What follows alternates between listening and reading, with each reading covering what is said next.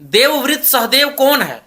देवव्रत सहदेव कौन है? ये नाम अभी चर्चा में इतना क्यों आया हुआ है? सोमा मुंडा के हत्या को, अनिल टाइगर के हत्या को साथ जोड़ा जा रहा है। जी हाँ, बिल्कुल सही सुन रहे हैं। जिस प्रकार अनिल टाइगर का हत्या हुआ था, वही अनिल महतो, जिसको अनिल टाइगर के नाम से भी लोग जानते थे, और सोमा मुंडा का हत्या जो हुआ, उसमें एक नाम जो बहुत ज्यादा चर्चा में आ रहा है, वह है देवव्रत सहदेव। तो चलिए सारा मामला समझने का प्रयास करते हैं। तो नमस्कार, जोहार साथियों, चलिए सारा मामला समझते हैं। तो आपको बता दें, देवव्रत सहदेव जो है, जिसमें 7 आरोपी जो गिरफ्तार हुए हैं, सोमा मुंडा का हत्यारा, जो सभी खूंटी के लोग थे, उसमें से देवव्रत सहदेव भी एक है। ऐसे हत्यारा जिनका कनेक्शन कहीं ना कहीं उनका हत्या करने में भी था, जो अनिल टाइगर के जिनका हत्या हुआ था, याद करिए कुछ दिन पहले, उसमें इनका नाम जोड़ा जा रहा है, ऐसे खबरें में निकल के आ रही है। और पीछे पोस्ट भी आपको दिख रहा होगा, जेएलके के नेता, कुर्मी के नेता, जो कि जेएलके में मुखरता पूर्वक अपनी बातों को रखते हैं और उसके कार्यकर्ता भी हैं, पप्पू पप्पू कुर्मी जी।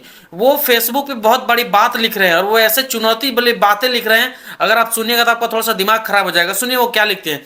सोमा मुंडा और अनिल टाइगर महतो को मारने वाला कोई और नहीं, देवव्रत सहदेव है। इतना बड़ा इल्जाम पप्पू कुर्मी जो लगा रहे हैं, आप सोच के देखिए, पुलिस सिस्टम पे बहुत बड़ा सवाल खड़ा कर दे रहे हैं।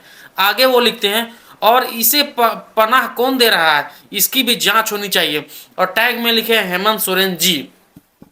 देवव्रत सहदेव ये जो एक हत्यारा है, इसी ने सोमा मुंडा के हत्या में भी संलिप्त है, और अनिल टाइगर महतो का जो हत्या हुआ उसमें भी संलिप्त है, ऐसा पप्पू कुर्मी जी का कहना है। और इसमें इसको सवाल खड़ा कर दिए हैं कि इसको पनाह कौन दे रहा है, और हेमंत सोरेन को नीचे टैग किया हुआ है। तो आप समझ सकते हैं किस प्रकार सोमा मुंडा के हत्या में देवव्रत महत लोग हैं, उसमें से देवव्रत सहदेव का जो नाम है, देवव्रत सहदेव को बहुत ही ज्यादा अभी नाम चर्चित है, और उनको बहुत ही ज्यादा लोग फेसबुक पे शेयर कर रहे हैं कि अनिल टाइगर की हत्या के पीछे इसका भी बहुत ही बड़ा हाथ था। तब आप सोच के देखिए।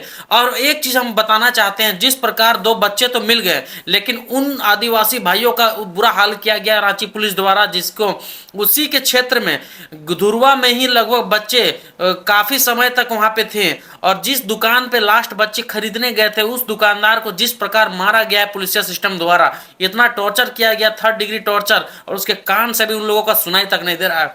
उन्हीं लोगों का बयान है कि हमें कान से सुनाई नहीं दे रहा है, क्योंकि पुलिस जब हमें पूछताछ के लिए ले जाती है तो बहुत बुरी तरह टॉर्चर की थी, ऐसा उन लोगों का ही कहना है। तो आप सोच के देखिए, बच्चों जिस प्रकार मिल गया, हर्षोल्लास मनाया जा रहा है, होली मनाया जा रहा है, लेकिन उस परिवार का क्या हालत होगा जो दुकान चलाता था, दुकान चला के वो आदिवासी भाई किसी तरह अपना गुजारा करता था, और उसी को आज इन लोगों को पुलिसिया सिस्टम ने इस तरह पीट दिया पूछताछ के वजह से।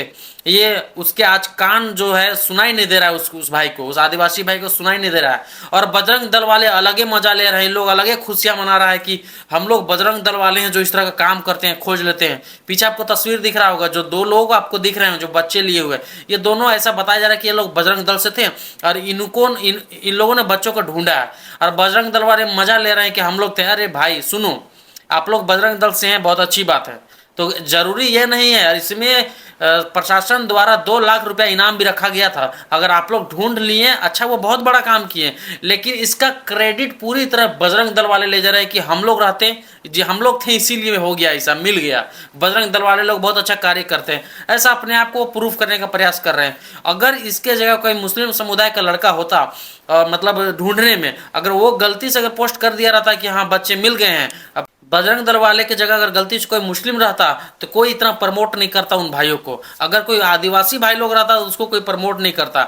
ये बस बजरंग दल से हैं, बजरंग दल के जो एक संगठन है उससे जुड़े हुए हैं, तो लोग अभी सारे बजरंग दल वाले लोग मजा ले रहे हैं कि हम लोग हैं, हम लोग इस तरह का काम करते हैं, सामाजिक काम।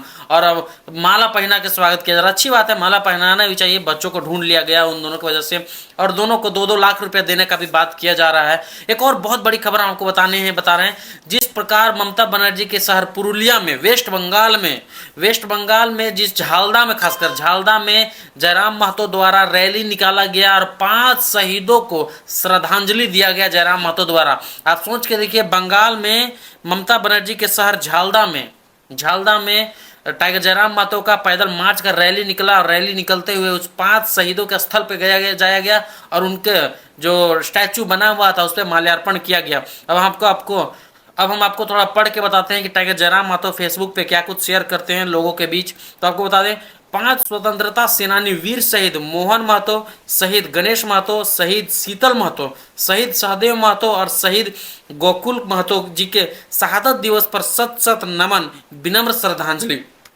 फिर वो आगे लिखते हैं, आज 15 जनवरी को पुरुलिया जिले के झालदा स्थित 5 शहीद मोड़ गोलकुल नगर पहुंचकर शहीदों को श्रद्धांजलि दिया। शहीदों के संघर्ष को कभी नहीं भुलाया जा सकता। उनका साहस और बलिदान हमेशा स्वतंत्रता के महत्व को याद दिलाता रहेगा।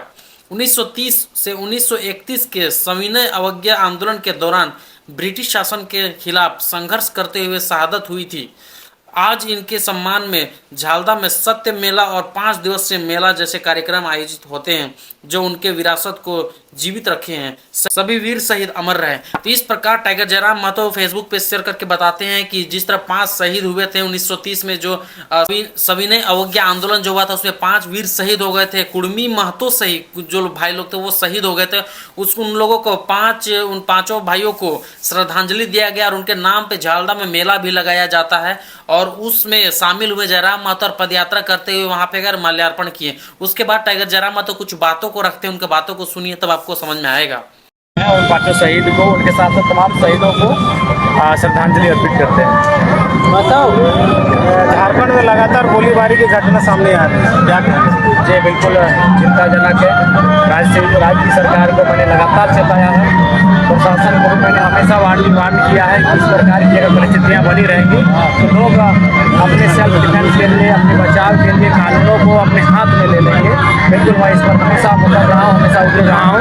जो व्यवस्थाएँ चल रही हैं और उम्मीद करते इस बार का विधान थोड़ा सा 18 फरवरी से आरम्भ होगा, जिसमें हम उचित तरीके से विषय को उठाया जाएगा। बंगाल में चुनाव लड़ने की प्लान बनाइए, क्या मैंने पहले भी कहा है कि बंगाल में हम चुनाव लड़ेंगे, कैसे लड़ेंगे, किन सीटों पे लड़ेंगे, इसका तय हमारी बंगाल की टीम करेगी। हम झारखंड से आकर कोई भी चीज़, कोई भी कार्य को थोपेंगे नहीं, ये तय करेंगे। जो बंगाल में हमारे साथी है वो तय करेंगे, उनके अनुसार हम आगे बढ़ेंगे।